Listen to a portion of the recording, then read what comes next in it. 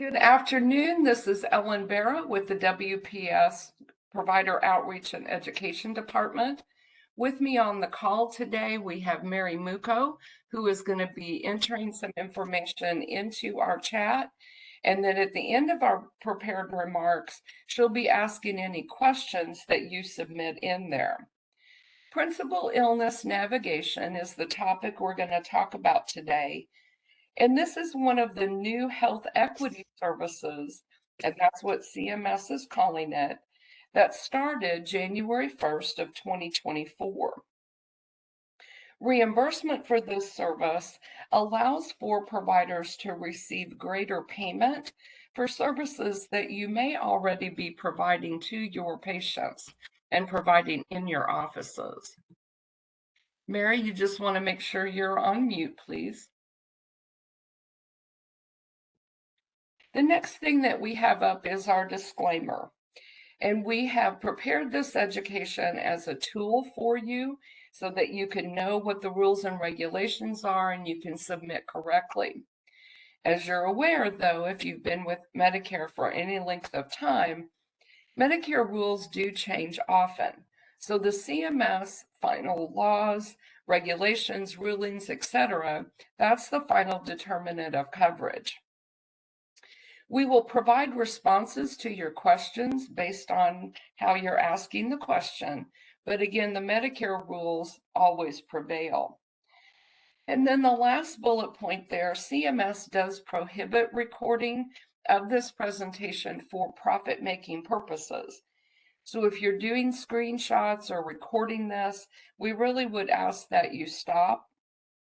We are recording this presentation, and this will be available probably within the next week and a half, both on our website under the Training Center and under the Encore presentations, and then it will also be available on our YouTube channel.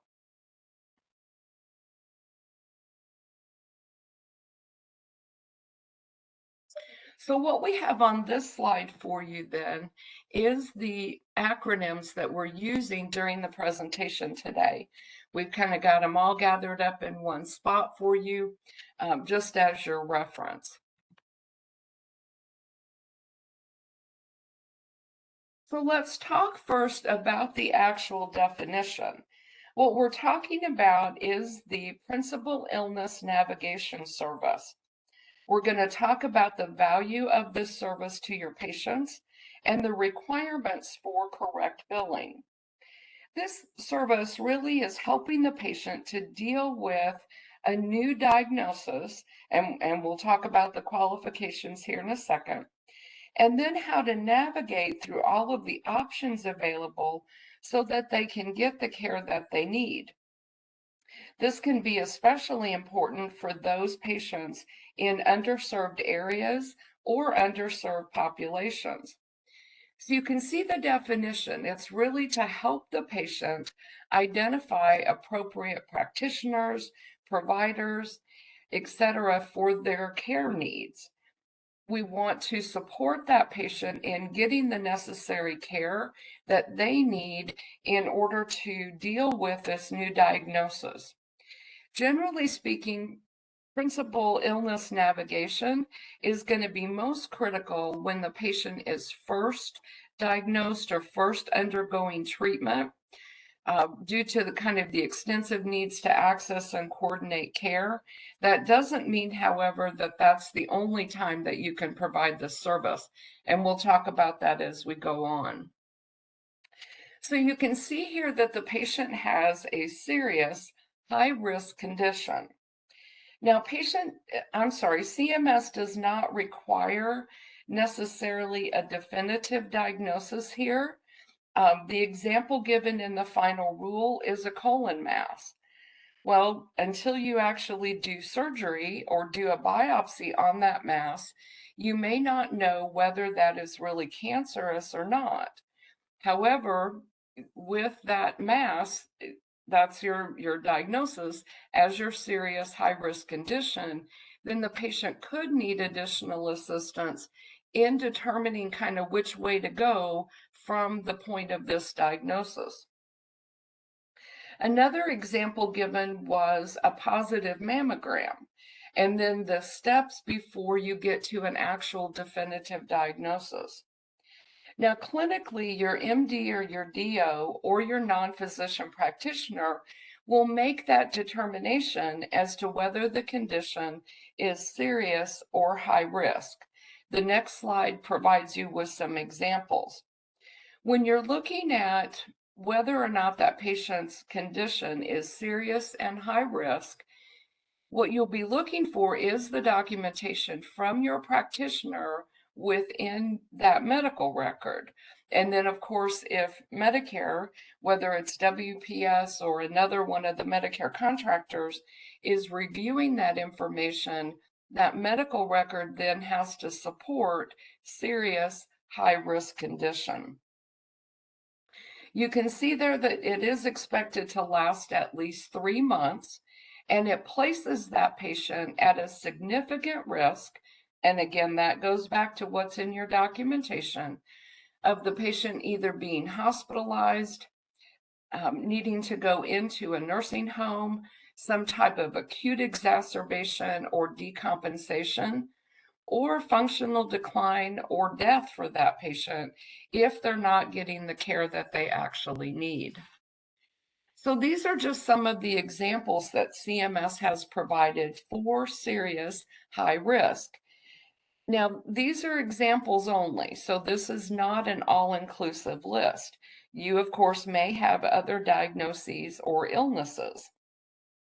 Again, whether or not this is a serious high-risk condition will be determined by your clinician and then documented within that medical record itself.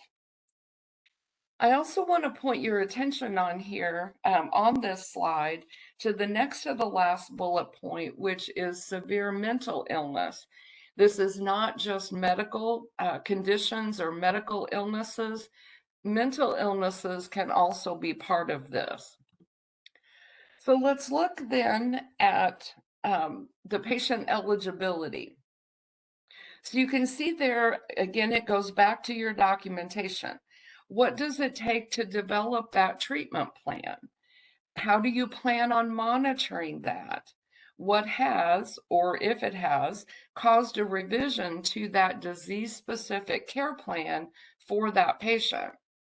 What medications do you need to watch? How are you going to watch those to determine if you need to make frequent adjustments to that? What may make you change, and if changed, of course, why? Do you need to change the plan itself, and also why? And what does the patient need from that caregiver in order to implement your plan? So that's part of what Medicare is going to be looking for within the documentation to determine that principal illness navigation actually can apply. So the next thing that we have is the initiating visit. Well, number one, it's going to identify that medical necessity of that principal illness navigation or PIN. And again, it goes back to that serious high-risk condition. As part of that initiating visit, you're going to be developing that plan of care. Your next bullet point there has the appropriate visits. You'll see there the first one's office or other outpatient. You can also do home visits. The annual wellness visit provided by the practitioner. And that statement there provided by the practitioner is very important. You can bill under your practitioner's provider number when your annual wellness visit is provided as an incident to service. However, then that will not qualify that AWV as an initiating visit. And then the next two bullet points, you can also see the psychiatric diagnostic evaluation and then the health behavioral assessments and interventions. Now, there's a procedure code on here under the AWV, which is the G0468. This particular procedure code is used for federally qualified health centers only. Everyone else who's billing for an AWV, including rural health clinics, would use that GO438 or GO439. The service itself does not have to be a new patient visit. So you can certainly, for those patients that qualify, certainly provide this PIN service, Principal Illness Navigation, to your established patients.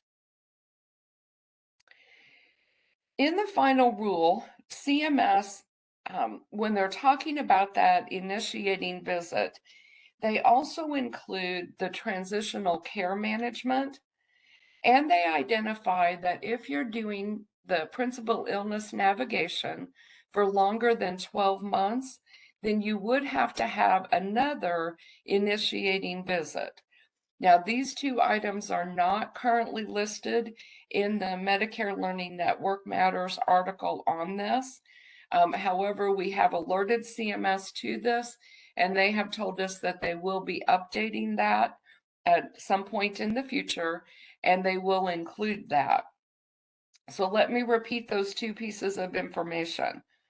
A transitional care management, which is not listed on your slide, but a transitional care management may also be an initiating visit.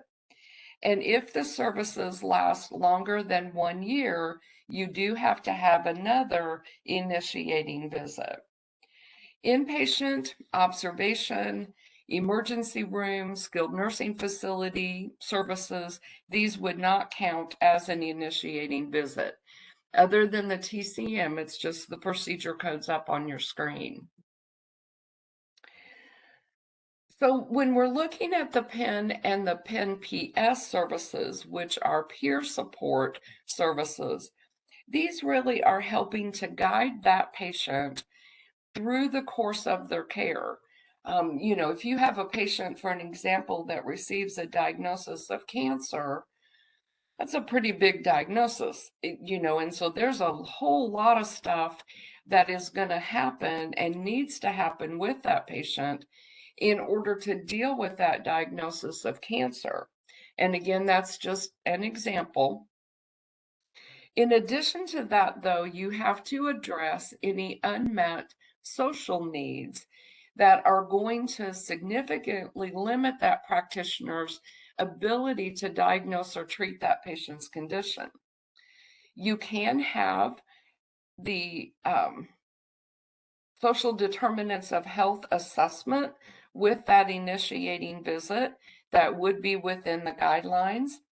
We are going to hold a separate webinar on Thursday, April 11th, on the social determinants of health assessment. You can still register for that if you choose to. And then we've also included some of the information on the SDOH assessment in our last presentation on the annual wellness visit. So what are we talking about here with those unmet social needs? Well, what we're talking about is it really causes a lot more thought and a lot more work for your practitioner to determine what their plan of care is going to be. If you have a patient, for an example, who, let's say they come in with that stomach mass, or we'll just go with the stomach mass. Okay, so the patient, the practitioner says, okay, I want the patient to have this MRI scan or CT scan. I need this blood work, et cetera, in order to identify what's going on with this mass that I have found in the patient's body. Well, what if your patient doesn't have transportation? What are we going to do then? How do we solve that problem? Your patient needs to have the blood work, but your patient has an anxiety level about giving blood that's really going to, cause this to be a problem. So how do we address that? How do we determine what we can do for this patient in order to get them through this diagnosis, with the ultimate goal, of course, being to address this condition, to improve the patient's quality of life as much as possible, and hopefully to treat the condition so they don't have it anymore. And then you'll notice the last piece of information, the PINPS, which again is that peer support, that's going to go along with your high-risk behavioral health conditions, so a patient's mental health condition. So what other things do we include in there? Well, the services provided up on your screen are services that are going to be part of both the PIN and the PIN-PS. Now think about this. Number one, we want to have a person-centered planning. So you could have Bill and Mary that both have the same serious high-risk condition, but what's different about Bill and Mary? What are their needs, specific needs, and what's your specific plan for Bill and Mary? And it's probably not going to be the same because they're different people. So you want to be looking at any type of supportive services that this patient can have. How can you assist them in getting supportive services if they need those? We would expect that all requirements that are listed here on this slide to be addressed in the documentation. Now, let's think about that one for a second. Identifying or referring for supportive services.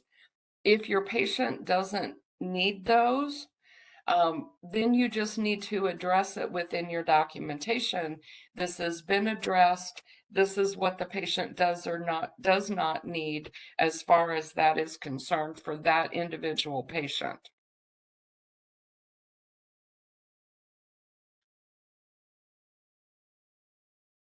Okay, the next thing what we want to talk about is Incident 2 requirements.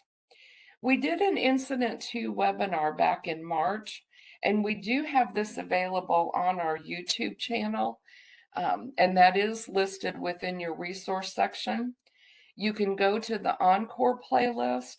You can also go to the Evaluation and Management playlist, or once on the site, you can simply do a search for Incident 2.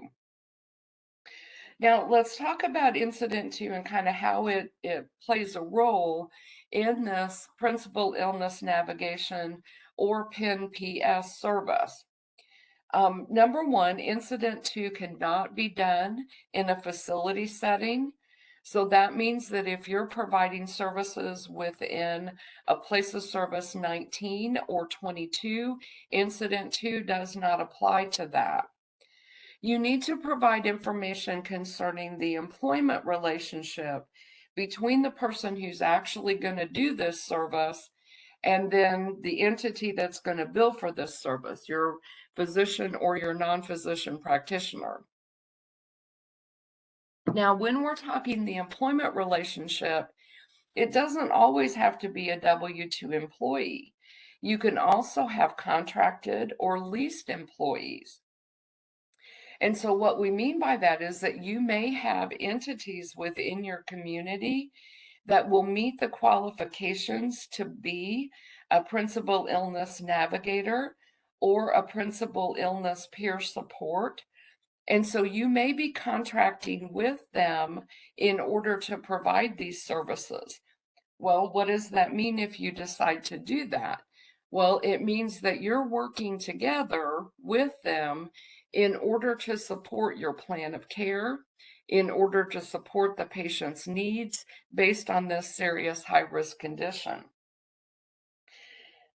Now you can see down here, though, next to the last bullet point, this is furnished under general supervision. So your billing practitioner does not have to be present either in the office suite or with the navigator for that matter while these services are going on.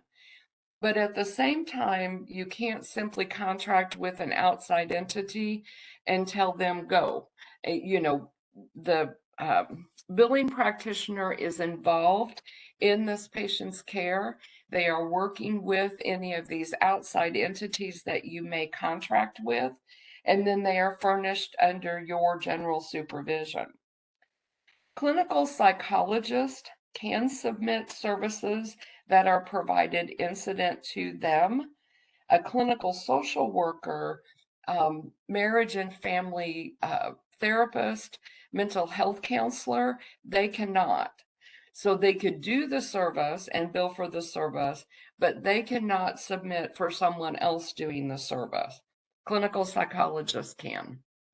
And of course, your MDs and DOs and your NPPs can. 48 of our states have certification requirements for the PIN and the PIN PS services. If you're contracting with an outside entity or someone else in order to help you provide these services, you want to make sure that that person, the individual person who's going to be providing these services and actually working with the patient does have the correct certification or license, or they meet all of the CMS requirements. So let's look at what some of those requirements are then. The person has to have training or certification in patient and family communication, interpersonal and relationship building, patient and family capacity building, etc. So you want to make sure that your person, whoever is going to do the PIN or PIN PS service, is really capable of doing that. And so these are the certifications that are required by CMS. And again, you can look to your state if they're have received training, if they have received certifications from your state or licensed from your state, then that's certainly acceptable also. And then that last bullet point, they do have to have an appropriate knowledge base of that single or of that serious high-risk condition that is being addressed. So they have to know something about that diagnosis. So they do have to meet all of the state requirements.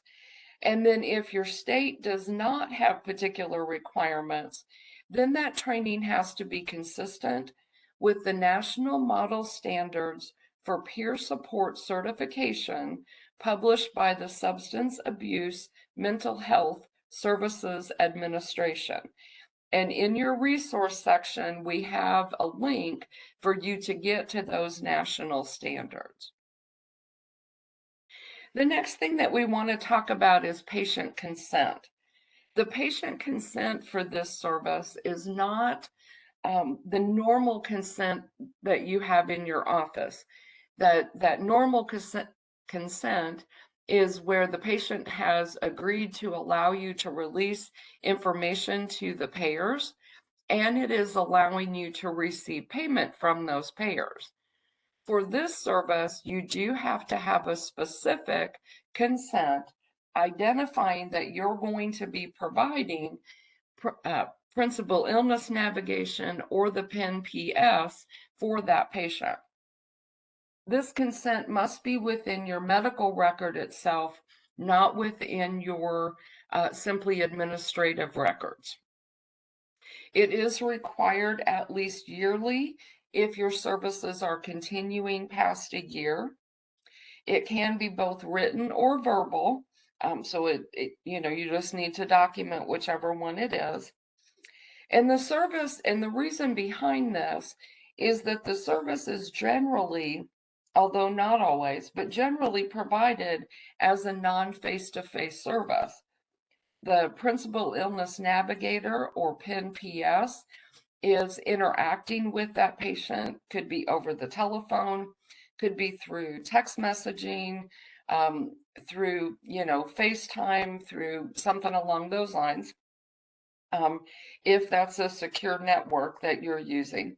But because it's not a face-to-face service, then the patient needs to be aware that they're going to be charged for this, that there is a Medicare reimbursement, and that there is cost sharing.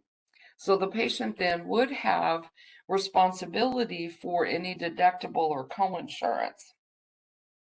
Now, when I looked up the procedure codes, it appears that the coinsurance amount on these would be about $15 a month, because this is a monthly service. And then that, of course, depends on your locality, your payment locality. The patient can choose to discontinue the service if they want to, and then that discontinuation would be at the end of the month. So here are your procedure codes themselves. And you can see that we have the PIN services, and we have two procedure codes for that, the G0023 and G0024. And you can see the time that is involved in that. And then we have the PINPS, and that's the G0140 and G0146. And then you can see the time that is attached to those.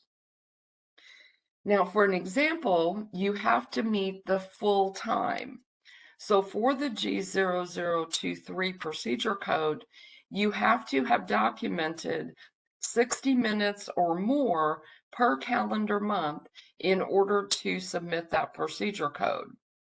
When you get to that G0024, then you have to have more than 90 minutes documented during that month in order to submit that service. And of course, Medicare would expect, depending on the serious high-risk condition, that your services are going to be more intense kind of at the beginning of that service, and then it could possibly, the time and stuff could possibly lessen as you continue on. You can wait to submit this at the end of the month so that you're capturing all of your time. You can also submit it when you complete the services for the month. That's really kind of your choice. Currently, CMS does not have any medically unlikely edits for that G0024 or the G0146. CMS, just so you're aware, CMS has said that they will be watching the use of these codes over the next year. But as long as your documentation supports what it is that you're providing to this patient and the time involved, then, you don't need to worry about anything. So what we have on slide 17 then, or the next one, is the social determinants of health examples. So these could be included, but they're not limited to what's listed there on your slide: food insecurity, housing insecurity, etc. And then you can see the next bullet point when it significantly limits the practitioner's ability to treat, to diagnose that serious high-risk condition. And then as part of the principal illness navigation that you're doing, these are some of the things that you would be addressing. Maybe you need to set the patient's appointments at a certain time because they're coming to you on the bus, and the bus routes only work at a certain time. You need to verify that the medications your practitioner is ordering for the patient don't need to be refrigerated because the patient doesn't have electricity. And so that's part of the conversation that the practitioner and the navigator and the peer support navigator will be having with that, having back and forth to make sure they're addressing those needs, and then the plan of care is supporting what those needs actually are. So the performance of this service, it is not listed as part of the telehealth, but that's because it's not required to be in person. This is considered a non-face-to-face service. However, you do have to have direct patient contact. So you would not count time, writing an email, all by itself if that patient is not responding to you. This is going to be you talking to the patient, interactive text messaging, interactive portal messaging, whatever it is you have going on. CMS does indicate, they stated in the final rule, that the PIN PS may be more impactful when provided in person. However, that is not a requirement. So while you may also find that your peer support services are more impactful when in person, you can also get that rapport with the patient and increase that trust relationship with that patient when you're doing the services over the phone. And then the last one there, just a reminder, you have to have the full time as listed in the description of the code in order to submit that procedure code. So let's talk about billing for this then. Well, number one, it's a monthly service. So you're going to submit this either, and again, it's your choice. Your best practice is going to be to submit at the end of the month so that you can capture any additional time to meet those each additional codes. But that's up to you. But it is for the whole month. The documentation that's needed in your medical record is going to be, of course, your time. What activities are you doing with that patient? Are you having conversations on their behalf with another practitioner? Are you having conversations on their behalf with a pharmacy in order to get them the medication they need? Are you having conversations on their behalf, maybe with their supplemental insurance company, because they don't necessarily want to pay for this drug or the treatment plan or whatever it is? So you want to keep track of whatever your activities are. And then you want to also keep track of how you're addressing unmet social needs. Now, I want you to think about this one for a second, because number one, with all of the social needs that are out there, and I think you realistically know that you're not going to be able to solve all of them. You're not necessarily going to be able to find housing for a particular patient or to get their electricity turned on. But the documentation that we need to have in the record, though, is how are you addressing those? So are you contacting a local community organization that helps people pay their electric bill? Okay, that's a way that you're addressing their social need. Are you working with the practitioner, like I stated before, to get medications that don't have to be refrigerated, that can stand the higher heats or the colder temperatures? That's another way that you're attempting to address these social needs that then are part of that treatment care plan. Now, the last thing, that section there, I just want to remind you that this is allowed separately from other care management services. And so what we mean by that is chronic care management, principal care management, transitional care management. You could bill for those services during the same month that you're billing for the PIN or PINPS service. However, look at what you need to have in your documentation. Your activity, whatever this next 5 minutes is, has to go into one or the other. You're not going to count that activity as both part of your care management and as part of your PIN service. And then in order to bill those care management services, you have to meet all of the requirements for those. And then the services themselves, of course, have to be medically necessary for that patient. And then the medical record must continue to show the integration and the involvement between that billing practitioner and the person who is actually providing the service. Another thing that you can look at if you choose to is you can indicate or use the ICD-10 Z as in zebra codes to help you identify those unmet social needs when you're submitting the claim to Medicare. The next thing that we have for you then are your resources. The first one, that MLN there, is the health equity information that CMS published. Mary is also placing within the chat another CMS MLN document on Medicare and mental health services. That was not available for us to put in this when we put this together. But she's providing you with the link and the title to that document. It also discusses the PIN services.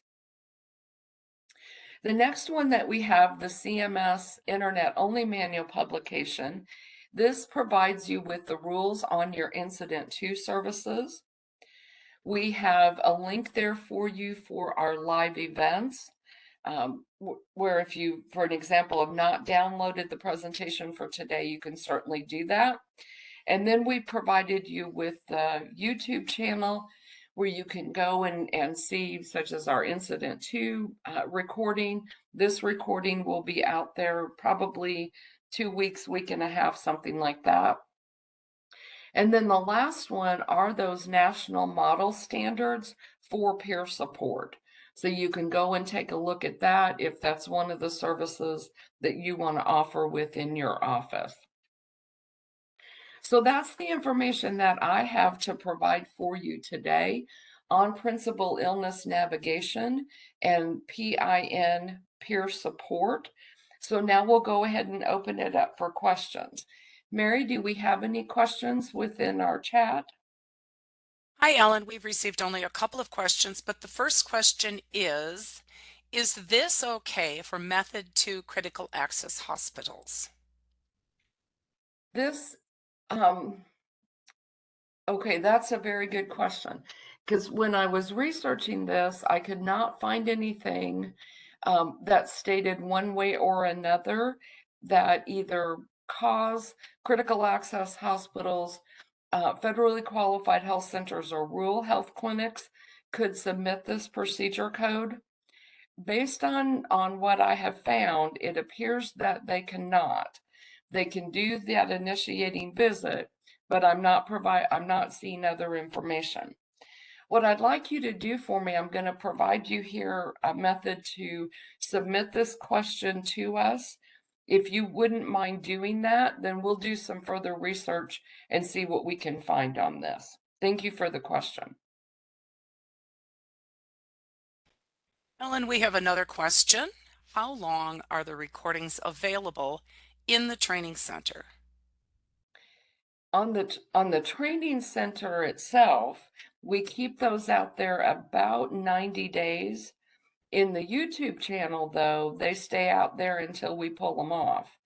And the reasons why we would pull one off of there would be if we're going to do the subject again, or if they're, CMS's instructions or something on it have changed, but otherwise they're out there on our YouTube channel. The next question is asking Ellen if you could state again the place of service regarding Incident 2. Incident to services are place of service 11. When you're billing on a CMS 1500 form. Place of service 19, which is an off-campus outpatient hospital, or 22, which is an on-campus outpatient hospital. Incident to does not apply in those two locations.